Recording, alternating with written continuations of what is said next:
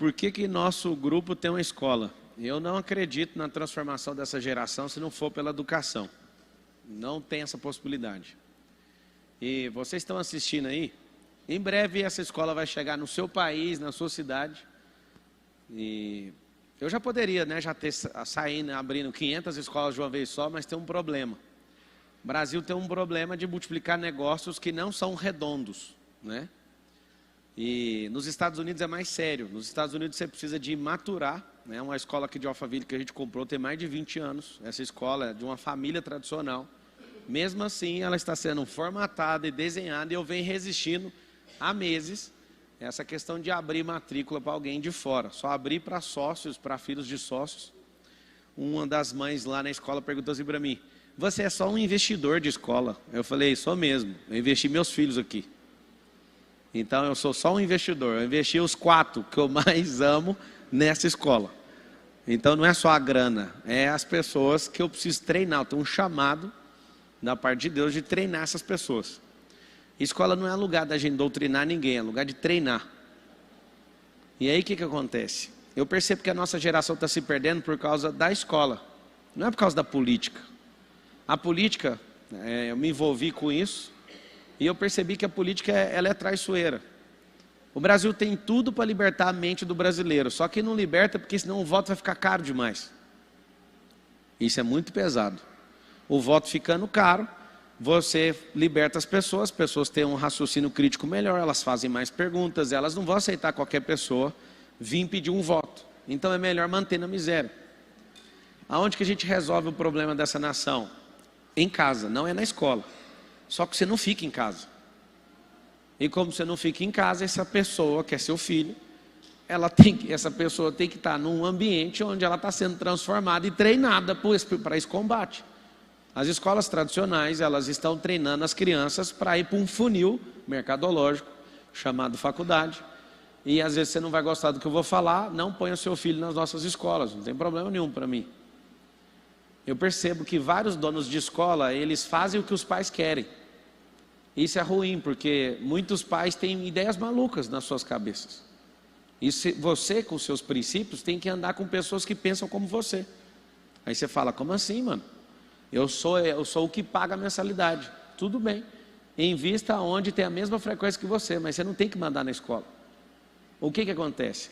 As escolas menores, principalmente particulares, elas não têm uma linha de princípio, não exercem seus valores e tomam pressão dos pais porque eles são os financiadores da escola, certo? O que acontece? Uma mutação, aí tem um mutante, ao invés de ter uma escola com a ideologia de treinar crianças, tende a agradar pais. O pai já não cuida do filho, mas tem dinheiro, o outro precisa pagar as contas da escola. Alguém virou para mim e falou assim: eu vou tirar meu filho da escola. Fica à vontade. O seu filho tem que andar no lugar onde você acredita. Se você quer mandar na escola, faça como eu, compre uma. Entende?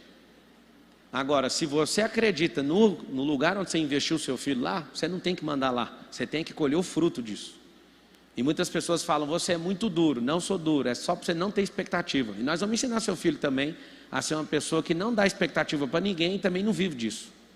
Eu prefiro criar gado, dá muito mais retorno. Por que nós estamos com esse projeto de escola? Eu faço uma promessa aqui, todo mundo ri quando eu faço, mas eu vou fazer de novo. Essa vai ser a maior rede de escola do mundo. Eu vou converter tudo que eu tenho para a escola, porque a sociedade decaiu por conta do ensino. E já expliquei o porquê. Os políticos são mandrakes. Você, na honestidade, dificilmente constrói alguma coisa na política. Só que eu vim de escola pública, eu sei como que foi a doutrinação, e nem tinha doutrinação como tem hoje. Mas eles enfiaram na minha cabeça que eu tinha que ser marxista, que eu tinha que olhar para o lucro como pecado, que eu tinha que seguir o Karl Marx, que não respeitava nem o próprio pai, que eu tinha que seguir Karl Marx, que era um gigolô, não cuidava nem da esposa, nem de ninguém, era contra o pai, não tinha família, mas queria fazer uma revolução. Essa geração que está saindo da escola hoje quer fazer uma revolução, mas não arruma nem a própria cama. Eu vou viajar com os meus sócios. A gente pegou um hotel num barco, que o pessoal do hotel não deixa você arrumar a cama. Mesmo assim, eu entrava no quarto de alguns para ver como é que é a vida deles quando ninguém está vendo. Quando eu quero promover alguém perto de mim, eu quero saber quem é você dentro do seu carro, a bagunça que está no seu carro, a forma que você trata a sua esposa, como é que você trata seus pais. O mundo ele é muito de invólucro, é muito de rótulo. E a escola é um grande lugar para você ter seus filhos e perdê-los lá. Talvez você não saiba, mas você paga uma escola, você que tem a oportunidade de pagar, e você acha que a escola está educando o seu filho. Quem está educando o seu filho são os alunos. Os professores são gente boa, mas não é eles que fazem isso. Quem faz os bloqueios principais são os alunos que estão lá. É por isso que a escola ela tem que ter uma linha. E essa linha ela tem que ser seguida. E nessa linha, quem não está na linha tem que sair da escola, simples. É muito ruim quando um dono de escola precisa de grana, porque ele negocia até a alma dele para ter os alunos. Eu acredito que você pode mandar no que você quiser, compre o que você quer mandar. Por que eu me envolvi com a escola? A minha vida é treinar gente. Eu comecei esse negócio de treinar gente na igreja. E eu achava isso fabuloso, ver uma pessoa derrotada na vida, ela começar a conhecer uma instrução, conhecer Jesus, conhecer o que precisa para ela prosperar. Então a minha veia de treinador veio da igreja. Meu primeiro emprego numa grande empresa, eu era atendente de call center. Minha primeira promoção nessa empresa, que é o Grupo Oi Brasil Telecom, eu fui treinador. No dia que eu virei treinador em 2006, eu nunca mais me apartei disso. Nós temos negócios bilionários, temos 27 companhias, eu invisto em 130 startups. Eu amo a vida, minha vida é maravilhosa, mas eu só faço uma única coisa: eu sou treinador. Eu descobri uma coisa, que a maioria das famílias de vocês, de onde vocês vieram, elas não funcionaram porque os seus pais não treinou nenhum de vocês, mas a criação acabou acertando um de vocês. Talvez você não é o filho mais próspero da sua casa. A criação é cerque o pasto e joga gado dentro. É assim que as famílias estão criando suas outras famílias. Existem 3 famílias: a família de onde você saiu, a família que você está edificando com o seu cônjuge, e a terceira família, que é a que você está treinando. Imagina o regaço que você não está fazendo na sociedade. Às vezes você gosta de pôr culpa no PT. Não, o PT está acabando com tudo. Você é pior que o PT. Porque com a justificativa de pôr comida dentro de casa, você abandonou seus filhos. Não, eu pago babá. A babá largou os filhos dela. Ela não tem o mínimo de instrução, cheio de bloqueio emocional, um monte de problema. Ela já não cuida dos dela e acha que vai cuidar dos seus. Precisa de brincadeira, né? Então, ou a gente se levanta na sociedade para treinar nossos filhos, ou nós experimentaremos a pior geração de todos os tempos. Talvez você não saiba, essa é a primeira geração que o QI dos filhos está menor que o dos pais. Olha meu braço aqui, ó, arrepiado. Às vezes você fica preocupado demais em trabalhar, você não sabe o que eu acabei de falar. Isso é a maior decadência da história da humanidade. Era para ser a geração onde os filhos seriam os mais inteligentes de todos os tempos. É a geração mais, pode usar algumas palavras, é a geração mais perturbada de toda a história da humanidade. E você quer saber? Ainda nem é o começo. Nos próximos 10 anos, eu estou investindo pesado em inteligência artificial. Eu estou assustado. Vai ter um salto tecnológico na humanidade de 1000 anos em 10. Você sabe como é que eram os últimos saltos? Da informática para cá, de 70, 80, 90, 2000, 2010, 2020, agora 2030. Os saltos eram de 30 em 30 anos. O máximo que a gente teve de salto tecnológico foi de 50 anos em um único ano.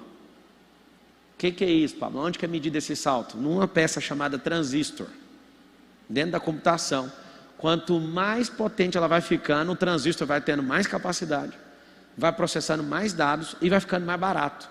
E quanto maior a tecnologia, maior o salto, mais vai ficar barato tudo e todo mundo vai ganhar acesso. Quando começar esses acessos, começa a desmaterialização, começa um monte de coisa.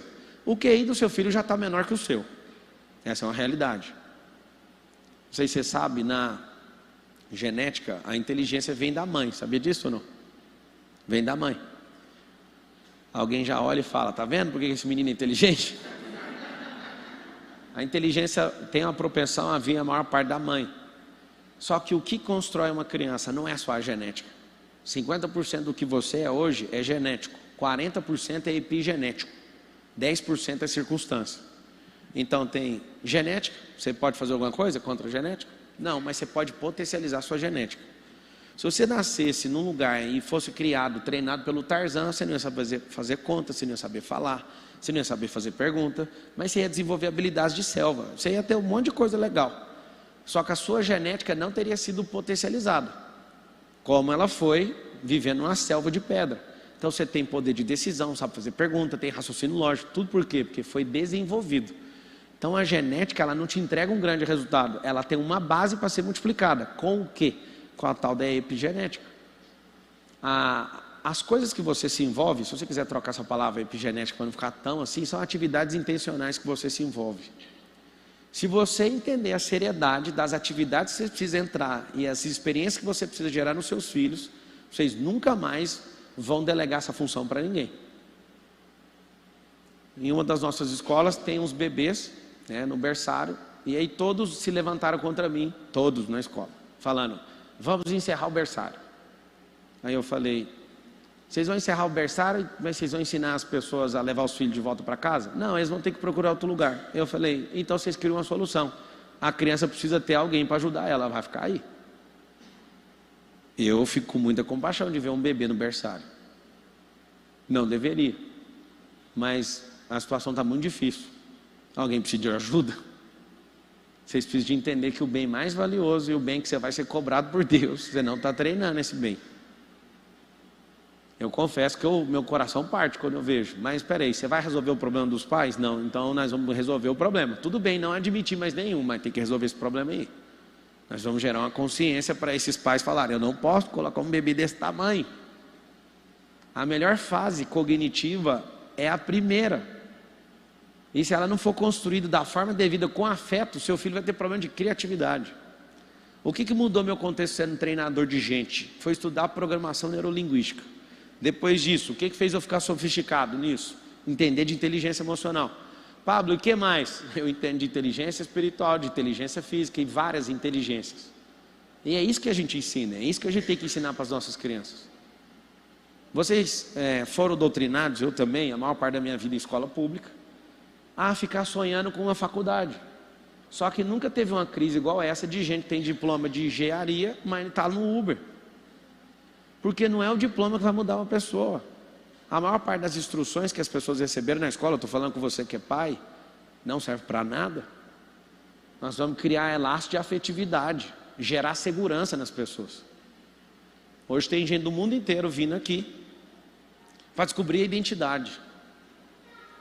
Tem um treinamento meu que custa R$15 mil, chama Método IP. Já fiz 138 edições desse treinamento. Toda a turma tem não sei quantos, Estados Unidos, da França, da Suíça, da Arábia Saudita, vem gente do mundo inteiro. E o mais interessante, a pessoa paga R$15 mil para descobrir um negócio que o pai e a mãe tinham que ter ensinado.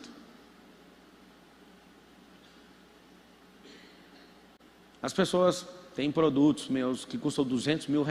O empresário compra para a empresa dele. Quando ele chega aqui eu falo, o seu CPF tem que ser maior que o seu CNPJ, ele assusta. Eu nunca vi uma empresa quebrar. O que quebra é a pessoa. Isso também deveria ter sido ensinado lá na escola. Qual escola? Na sua casa. Só que vocês não perceberam que o sistema fez um desenho, vocês caíram nesse desenho, vocês vivem competindo entre si, seus filhos acham isso demais, e quando alguém fala, vou contar, viu, para o seu pai, vou contar para a sua mãe, viu, isso aí que você está fazendo, até a criança fala, o dia que você tiver uma audiência com meu pai, me chama, eu também queria falar com ele. Então eu vou virar o capeta de propósito, porque toda vez que eu faço algo errado, alguém fala, vou falar para o seu pai. É uma grande oportunidade de eu estar com ele. Você sabia que tem pessoas que são encapetadas, crianças pequenas, justamente porque não tem tempo com você? Eles estão mandando recados, vocês não estão vendo. Pablo, então tá, nós vamos colocar nosso filho na sua escola. Não é assim não. Eu preciso que a escola comece na sua casa. Como que começa na sua casa? Teve um trabalho agora na escola, aqui em Alphaville. Tem uma escola grande também em Goiânia. Está abrindo uma no Rio de Janeiro agora. Está abrindo outra no Espírito Santo. Eu estou freando a abertura porque eu quero travar o modelo. E quem não quer, problema, não estou nem aí. A escola tem uma base, chama Escola por Princípios. Vamos ensinar matemática. Um monte de gente fala, papo, só quer ensinar princípio. Não, seu filho vai ser muito bom de matemática. Seu filho vai entender de matemática. Se a gente perguntar na salinha de aula, quem gosta de matemática? A maioria não gosta. Por que não gosta? Porque um professor, nossa, isso aqui, foi você que fez com a sua mão essa letra aqui? Quem que escreveu isso aqui? Famílias mais... Hã? Me ensina a escrever nessa televisão. Na minha escola não me ensinaram. Nossa, ficou tão bonita a letra. Sabe o que acontece? Quando você não entende a função social da escola, a função social da família, a sua família vai desmoronar e seus filhos não serão treinados. O professor de matemática, quando ele vai ensinar matemática, ele quer ensinar matemática e quer ignorar todo mundo que está sentado. Aonde que eu tive um salto no ensino como treinador? Eu fui estudar um negócio chamado andragogia. Quando isso foi a Brasil Telecom que investiu em mim, na época que eu mexia com treinamento lá dentro, trouxe a consultoria americana para treinar um certo grupo de pessoas lá. E aí quando eles falaram, Pablo, você está cadastrado num treinamento de andragogia. Eu peguei o computador, eu lembro, era no Yahoo. Eu fiz uma pesquisa no Yahoo, o que é andragogia? Não tinha no dicionário brasileiro. 2008 não, 2006 para 2007. Eu pesquisei, não tinha a explicação. Aí eu tive que ver o termo em inglês, tal. Quando eu vi, eu comecei a assustar com algo. O ensino do Brasil é 100% pedagógico. Ensino americano, andragógico. O que é andragogia e o que é pedagogia? É isso aqui, ó. A palavra pedagogia, peda, é criança, gogia, é ensino. Gogia é ensino, peda é criança, ensino para criança. Andra, adulto. O que é isso aqui? Esse ensino trata todo mundo de forma infantil. Esse ensino aqui trata cada um no seu sistema representacional. Você que está anotando, eu anotarei isso, que isso é valioso. Tem 4 perfis representacionais na programação neurolinguística. Criança que é auditiva, criança que é visual, criança que é sinestésica e criança que é digital. O que significa isso? Um professor que não sabe disso, ele tem um problema muito sério. Ele olha para a criança que não fica olhando para ele e repudia essa criança. Tem crianças que são auditivas e não prestam atenção com os olhos, só com o ouvido. Tem crianças que ficam assim e não aprendem, porque elas são sinestésicas, elas precisam fazer para aquilo memorizar dentro delas. Olha que loucura. Então, deixa eu te explicar. Do método que você está usando na sua casa, tem 4.000 pessoas agora assistindo no Instagram, no YouTube tem quantas? Tem mais 3.500, então tem 7.000 pessoas assistindo aqui. A pedagogia, ela tem que estar na primeira infância. Passou a primeira infância, os sinais que cada um tem que ser percebidos e tem que dar devolutiva de comunicação para cada um no individual. O professor que acha que está treinando um bando de bezerro, ele fala uma mensagem e alguns pegam e a maioria não pega. Logo, a criança que era para amar matemática, odeia. A criança foi fazer um negócio e o professor foi fazer uma apresentação e o professor não tem sabedoria, um professor bloqueia seu filho. Sabe o que acontece? Fica uns 30 anos bloqueado com medo de falar em público. Não, mas eu não quero que o meu filho seja palestrante. Não, seu filho só tem que saber comunicar, no individual e em grupo. Porque os maiores negociadores, as pessoas mais prósperas dessa geração são muito bons em comunicação. Aí eu te pergunto, na grade curricular da escola tem isso? Não tem? Na grade curricular tem empreendedorismo? Qual que é o sonho? Vou falar assim, uma coisinha aqui que vai mexer com vocês que são pais. Para de perguntar para o seu filho o que ele quer ser quando ele crescer. Essa pergunta é inválida. Essa pergunta é para gerar profissionais de certas áreas. Eles acham que vão ser aquilo a vida inteira. A pergunta é, quem é você? A criança, peraí, como assim quem sou eu? Quem é você hoje? Quando você estiver grande, você vai ser isso maximizado. Meu filho chegou em casa, mais velho, há 3 anos atrás mais ou menos. Falou, eu quero ser policial. Tá tudo bem, toca aí. Polícia? É. Eu tenho um enorme respeito por policiais. Se não tivesse ele, a gente estava com essa nação inteira destruída. Só tem um detalhe. Eu duvido que alguém aqui quer que o filho seja polícia. Levanta a mão quem quer que o filho seja polícia. Nenhuma mão levantada. O cara que é polícia não quer que o filho seja polícia. Por causa de corrupção, por causa de bala, por causa de um monte de coisa. Certo? Ninguém quer que o filho seja polícia. O que você tem que fazer? Alguém colocou na cabeça do Lourenço há 3 anos atrás para ele ser polícia.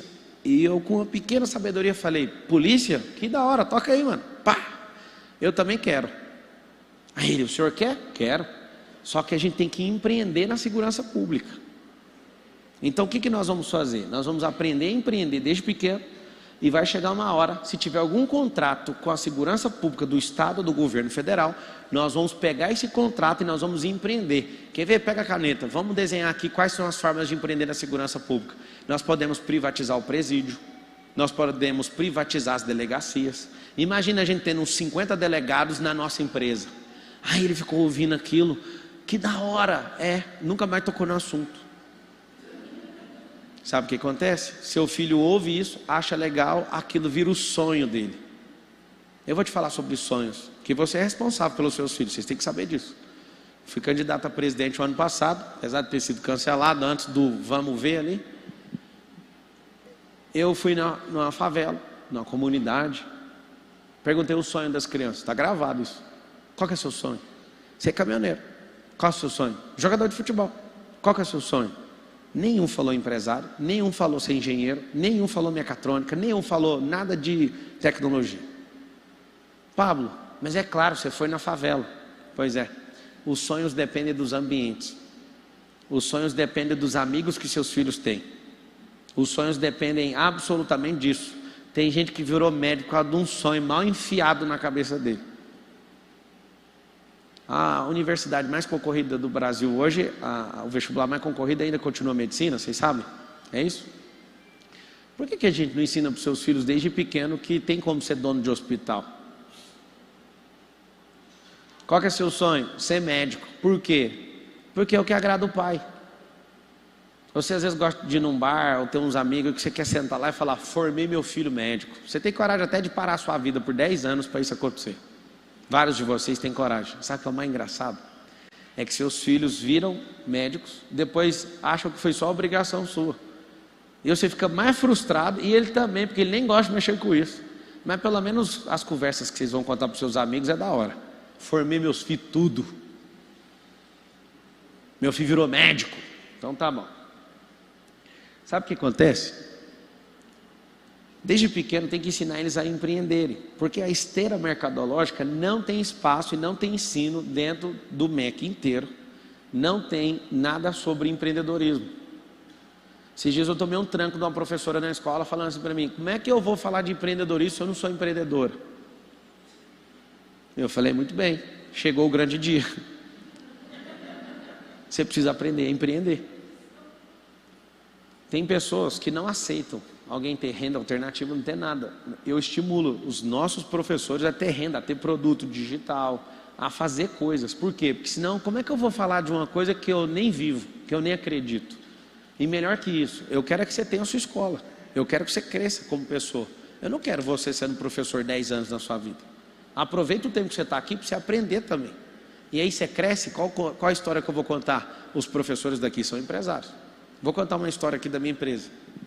Um funcionário chamado Tiago trabalhou 3 meses para mim, descobriu uma lacuna no meu sistema, criou uma empresa de tecnologia. Essa empresa, depois de 2 anos, tem 2 anos que ele saiu daqui, a empresa está avaliada em 44 milhões de reais. Aí ele sentou na minha mesa de reunião: quero vender para você. Eu comprei uma parte dessa empresa. E eu falei: dá um desconto, cara, você aprendeu aqui dentro. Pelo amor de Deus. Ele deu o desconto. Nós entramos, somos sócios. 2 anos atrás, o cara não tinha nada na vida. 2 anos. Lá na escola, seus filhos estão aprendendo sobre startup. Lá na escola, seus filhos aprenderam investimento. Vou te dar os números. A Europa, os europeus investem mais de 70%. Mais de 70% dos europeus são investidores. Mais de 55% dos americanos são investidores. No Brasil, 1% dos brasileiros são investidores. 1%. E por causa dessa onda de Bitcoin, não sei das quantas, eu não ponho nem R$1 nisso. Você está falando mal? Não, eu gosto de coisa real, por enquanto. Eu tenho diversos negócios, eu só não gosto do cheiro de gente que gosta de fazer falcatrua. É estranho, eu não mexo. E vai um monte de gente me xingar, e não tem problema nenhum. Eu tenho dinheiro na bolsa de valor, mas eu acho tão virtual a bolsa de valor que eu fico com pena de quem perde dinheiro lá. Meus melhores amigos, bilionários, todos que perderam dinheiro lá, não mexem com isso mais. Ah, você está falando mal da bolsa? Não, amigo, tem 20 milhões de empresas no Brasil, 400 só estão na bolsa, não emociona com isso não. A economia é outra, 400 empresas, quantas tem no total? 21 milhões de empresas. Então, quando você começa a ensinar isso para o seu filho desde pequeno, que ele pode ser investidor, que ele pode ser profissional também. Essa é uma geração onde várias pessoas pularam a fase 1, são 3 fases. A fase de ser profissional, que a escola e a faculdade que você pagou só ensinou isso. Fase 2, ser empreendedor. Fase 3, ser investidor. Qual que é o perfil do brasileiro? Não investe. Fala a verdade, o que está por trás disso tudo? Nós somos a nação mais rica do mundo. Alguém tem dúvida aí? Alguém que é sabido, conhece os números, entende de território, de clima, de desastre natural, de lavoura, 3 safras? Alguém aqui é fazendeiro, sabe o que eu estou falando? Não? Tem algum país do mundo que tem mais nióbio que o Brasil, tem mais grafeno que o Brasil, reserva de ouro, água potável tem a maior reserva do mundo, a maior floresta do mundo, 3 safras, não tem terremoto, não tem geleira. Qual o problema desse país? Só o povo. Só tem um problema nesse país. Eu sei que você quer falar Lula, mas não é. É mais fácil, né? Você contar para o seu filho, o problema é o Lula. Não, é falar, o problema do Brasil sou eu, filho. Sou eu que não estou te treinando, sou eu que não estou levando a sério essa família. É você, assume isso para o seu filho no jantar de hoje. De hoje não vai dar tempo, no almoço de amanhã. O problema não é o Lula. O problema é a educação. E não é o Paulo Freire que vai salvar ninguém. Como é que resolve isso? Existem entidades que são treinadoras. A igreja é uma delas. Igreja católica, igreja evangélica, espírita. E a galera religiosa é uma grande escola. Grande escola. Nesses lugares ensina a empreender? Não. O sistema de ensino do MEC, que gasta 140 bilhões de reais por ano, ensina a empreender? Não. 140 bi. Eu fico imaginando alguém me dando um orçamento de 140 bilhões para transformar os outros. Eu não consigo nem gastar esse dinheiro. Nem o povo consegue gastar, porque 50% dele é roubado. Eu descobri isso na política. De todo dinheiro que entra no caixa do governo de alguns trilhões, 50% é roubado. Sabe por quê? Porque gente boa, igual seus filhos, nunca vão mexer com política.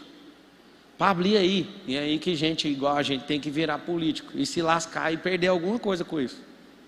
Por quê? Porque quem não tem nada a perder está entrando e está fazendo todo mundo perder coletivamente. Nós que temos coisa a perder não queremos. Desde pequeno seu filho acha que política é nojento, tem raiva de polícia, presta atenção nas informações, exalta o povo de televisão, demoniza as coisas que não eram para demonizar e faz o que é demônio virar anjo. Desde pequeno vocês ficam pensando, eu lembro do professor falar assim, os Estados Unidos é imperialista. Eu tinha uma raiva dos Estados Unidos quando eu era adolescente e eu culpava os Estados Unidos pela nossa pobreza. Mas Estados Unidos do mal. Você sabe por que eu acredito no ensino? Em 1990 a China tinha um PIB menor que o do Brasil. A China falou, vamos treinar esse povo. Tudo bem, né? Que eles são uma ditadura. Vai treinar na marra. E eu vou te contar um segredo.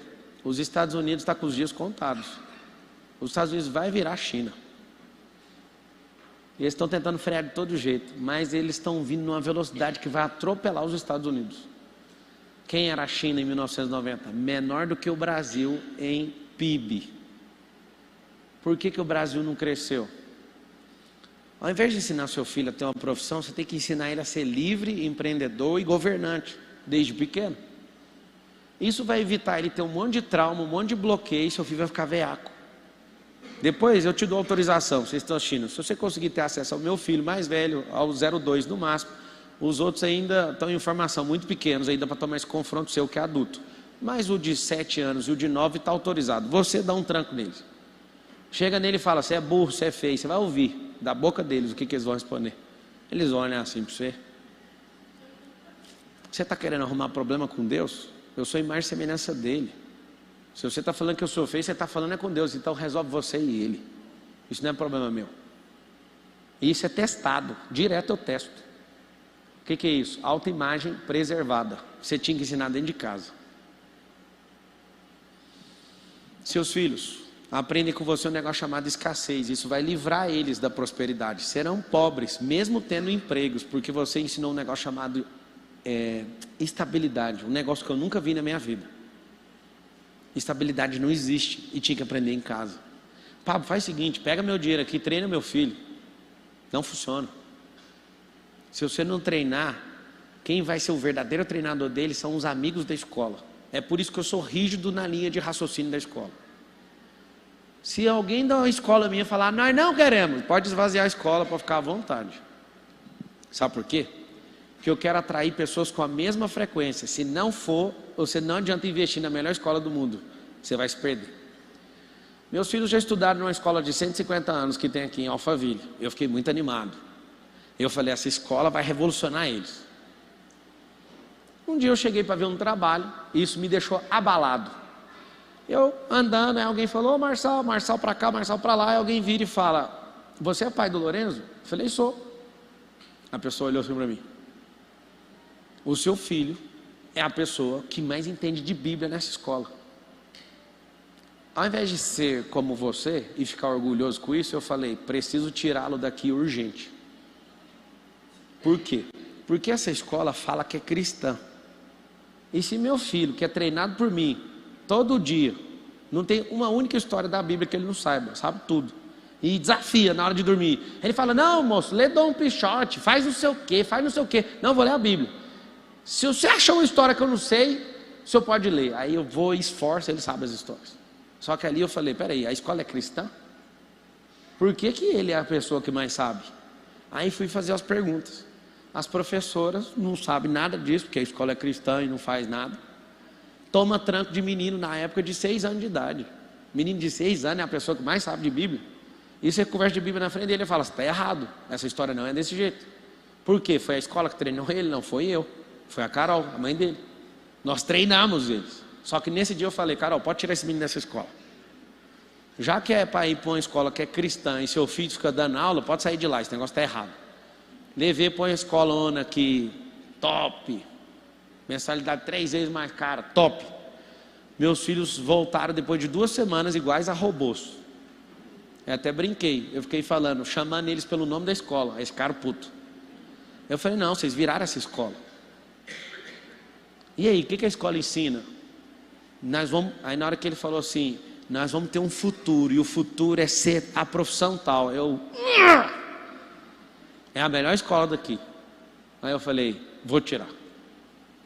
E aí foi me dando uma crise, porque eu pensei, se a escola que fala que é cristão não serve, a outra que é uma máquina de fazer criança, que vai fazer criança virar robô, não me serve, o que eu tenho que fazer? Aí fui numa outra escola, eu não vou falar nome de escola aqui, porque vai que depois eles ficam com raiva de mim, aí chega uma hora eu quero comprar a escola e eles vão querer vender mais caro a escola para mim. Eu entrei na escola, quando eu ando no corredor eu falei, não, meus filhos não vão fazer isso. Sabe o que eu fiz? Eu vou abrir a minha. A Carol ficou encantada por um período, vamos fazer homeschool. Eu quero apoiar esse projeto, tá? Foi aprovado na Câmara, acho que tem que ser aprovado no Senado ainda. Alguém está por dentro? Vai ter um lobby desses caras que estão no governo para isso não acontecer, porque isso tira do governo o poder de manipular a mente dos outros. A experiência que eu tive com o homeschool foi bem pouca. Eu não quero ter mais, eu pessoalmente, mas eu quero incentivar famílias a treinarem seus próprios filhos. Então eu vou criar uma plataforma disso, isso é uma promessa, isso aí está já desenhado. Para pais que querem treinar seus filhos em casa. Inclusive as nossas escolas vão dar acesso gratuito para crianças de favela. Não vão cobrar nada, só que isso é EAD. Vai ter escola de filho de bilionário, vai ter escola que vai chegar um momento que os filhos só vão entrar nessa escola quem tem aptidão política. Você vai ver o que eu vou construir. Eu estou dedicado nisso. Por quê? Porque eu fui destruído e de alguma forma no meu percurso eu fui reconstruído. Mas a maioria das pessoas não conseguem ser reconstruídas no percurso. Talvez você não saiba, seu filho na adolescência, ele naturalmente repudia a sua figura. E aí ele precisa de um mentor. Quem é o mentor dele? Um professor que tem 38 anos, usa a camisa do Che Guevara, é pai de pet e mora com a mãe. Pablo, você tem alguma coisa contra isso? 100%. Por que 100%? Porque um cara que mora com a mãe com 40 anos de idade, ele não sabe o que é uma família até hoje. Ele é um perturbador do sossego alheio da mãe dele. Isso é uma contravenção penal. Segundo, um homem que não casa, ele ainda não é um homem. Aí você fala, Pablo, você é muito radical. Seja bem-vindo. Essa conversa era normal 100 anos atrás. Agora eu sou julgado de ser duro por causa disso. Um homem que não tem um filho, não tem um investimento, o cara não tem uma mulher para pôr pressão na vida dele. Para quem não sabe, Deus criou a mulher porque ele ficou incomodado com a felicidade do Adão. O Adão estava lá sem nada para fazer e Deus olhava e falava, mano, você está me incomodando, eu tenho que arrumar um negócio aqui para te arrebentar.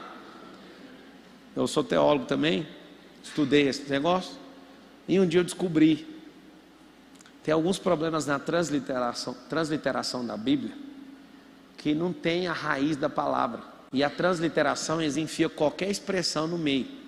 Você ouviu uma expressão que a mulher ela é auxiliadora, sim ou não? A expressão no hebraico não é essa. A expressão é opositora. Por isso que eu estou te falando, não é uma piada. Deus não gostava de ver Adão daquele jeito. Ele falou, farei para ti uma opositora. Mas aí tem a segunda palavra, idônea. Opositora, idônea, não inidônea. Idônea significa, eu vou me opor para todo mundo crescer aqui em casa. E você pode falar, Pablo, eu não quero casar, tudo bem, mas você nunca vai saber a frequência de governo de ser um homem casado. Você nunca vai saber o que é ter filho. Um dia um cara me esculachou numa palestra minha aqui na Avenida Paulista, há uns 4 anos atrás. Você fica misturando tudo, você acha que alguém aqui vai cair nessa conversa sua? Eu falei, quantos anos você tem? 50.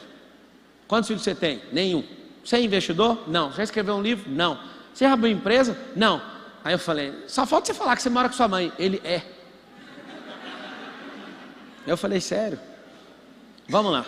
Você tem 50 anos, nunca casou, não tem filho, nunca investiu, nunca escreveu um livro, nunca abriu uma empresa. Você está querendo tirar onda com a minha cara?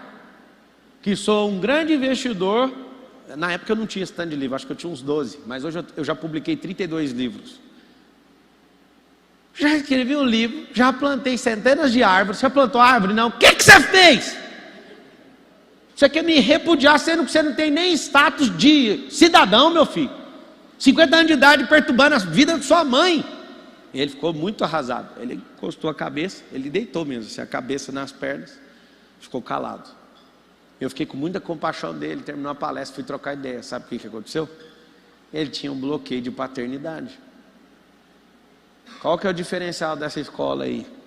Ou das escolas, que você vê a minha assinatura em cima? Nós não vamos bloquear seus filhos. E os treinadores, que são os professores, vão estimular seus filhos a terem blindagens, para não serem travados no percurso. Porque a coisa mais besta do mundo são os bloqueios emocionais. E você dá muita importância para ele saber muito sobre Bhaskara. Nem você sabe para que serve isso. Você dá muita importância para ele ser competitivo para fazer um vestibular que ele nem quer, mas você quer e nem sabe por quê. O que você tem que fazer como pai é descobrir a identidade do seu filho, o propósito dele e investir nele. Eu fiz um compromisso com os meus 4 filhos, o Lorenzo, o Benjamin, o Miguel e a Isabela. Eu falei para eles, um dia sentado no almoço, a gente almoça todo dia juntos. Eu falei para eles, cada família tem uma figura chamada José do Egito. O José do Egito é alguém que pega a energia da família, vira o backup de riqueza, vira o mais próspero, e tudo que acontecer com a família, esse é o stay da família. Vocês já perceberam que é assim nas famílias ou não? Sempre um prospera demais e os outros ficam à margem. Aí um já começou, quem é o José? Quem é o José? E se não for José? E se for Isabela? Vai ter a Maria? Como que é? Esse cara é louco. Aí eu falei, aí eu fiz isso no almoço. A gente tem liturgia para sentar na mesa, para você ter. Eu que criei, eu e a Carol. Eu sento na posição de patriarca, a Carol senta sempre à destra, à direita, o mais velho sempre à esquerda, os mais novos à direita da mãe, e quando eles vão crescendo, eles vão passar na esquerda do mais velho. Pablo, é muito complicado, faz de qualquer jeito lá na sua casa. Essa é a minha casa, eu criei esse negócio lá em casa. Sabe o que acontece? Eles ficam esperando o patriarca sentar. E aí toda semana eu falo, quem quer sentar do meu lado? A mesa é um pouco larga, toda semana senta um do meu lado. Hoje foi um dia interessante. Eu me atrasei para o almoço, cheguei na ponta, tinha 2 lá. Eu sentei na cadeira do mais novo. E eles, nós somos patriarcas. Eu falei, é mesmo. Pablo, o que você está fazendo? Mostrando a liturgia do que é uma família, do que é a mesa, uma experiência de mesa. E você sabe por que eu faço isso? Porque um dia eu li um livro da David Titus, falando dessa experiência. Ela foi pesquisar. O maior índice de delinquência que existe é porque nas famílias, nunca essas famílias de delinquentes tinham experiência da mesa. Sentar para comer uma refeição. Isso foi tão impactante para mim, que depois de ler isso, eu falei, eu não terei filhos delinquentes. Eu não sei o que eles vão virar, mas delinquentes não por mim.